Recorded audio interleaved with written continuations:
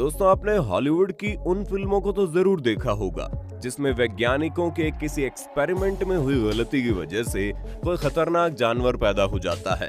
कभी कोई इंसान द हल्क बन जाता है, तो कभी एक्सपेरिमेंट में हुई किसी गलती की वजह से गॉडजिला जैसा जानवर पैदा हो जाता है।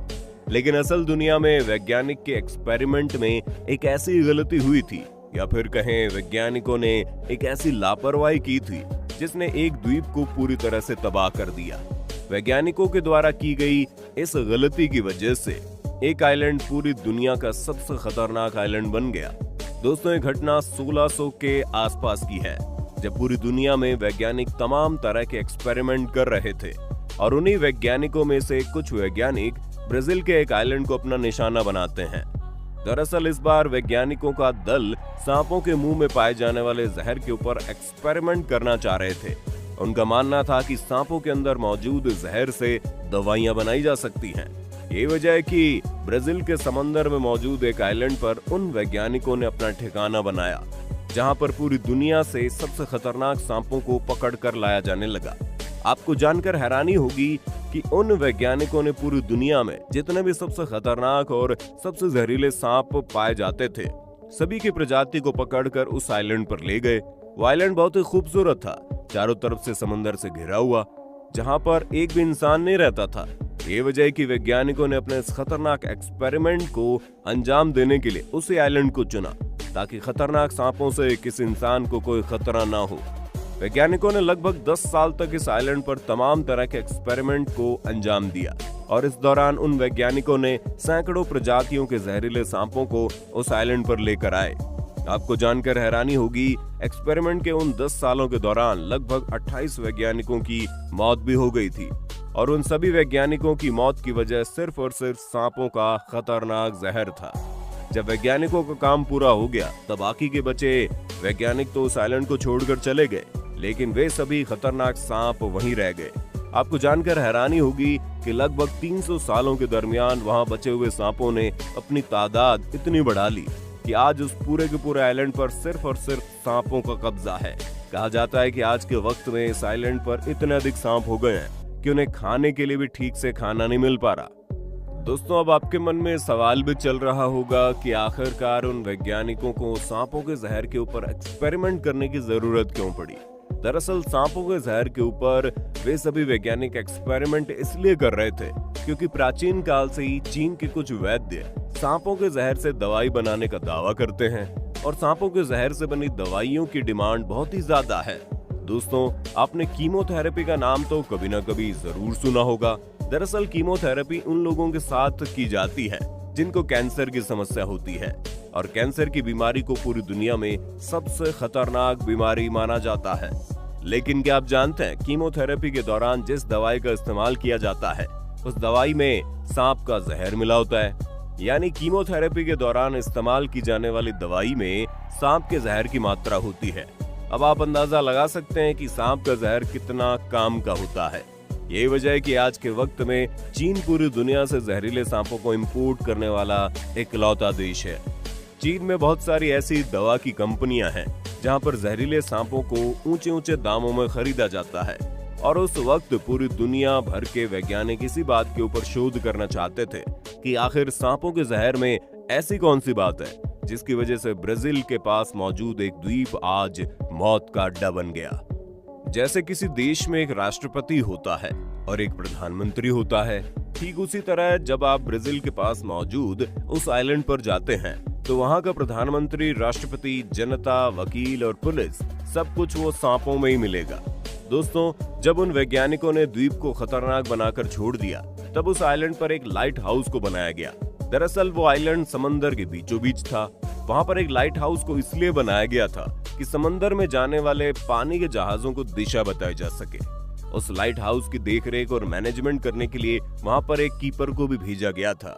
आपको जानकर हैरानी होगी, कदम कदम पर मौत मिलने के बावजूद भी वो कीपर अपने परिवार को लेकर वहां चला गया।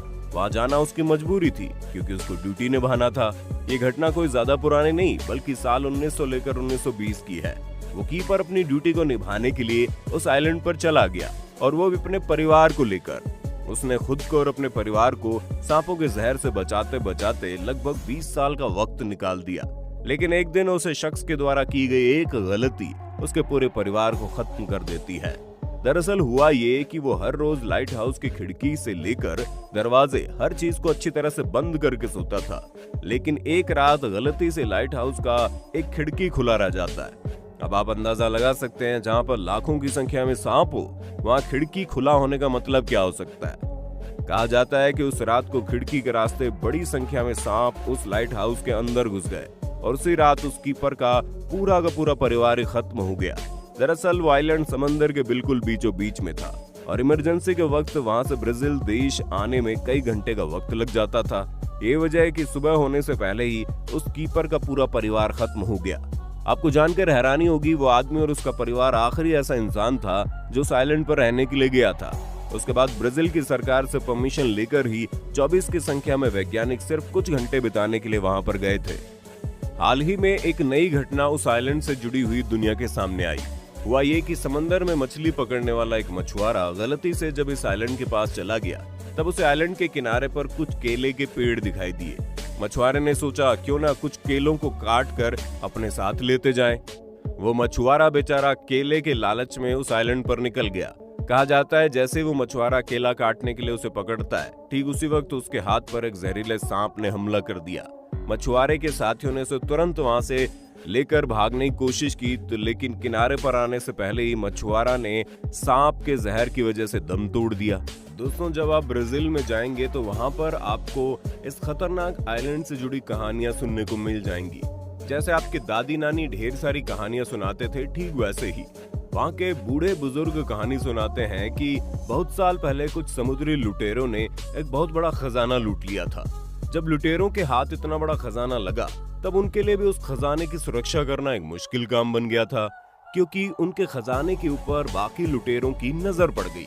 यही वजह है कि समुद्री लुटेरों ने अपने खजाने को ब्राजील के समंदर में मौजूद उस आइलैंड के अंदर छुपा कर रख दिया।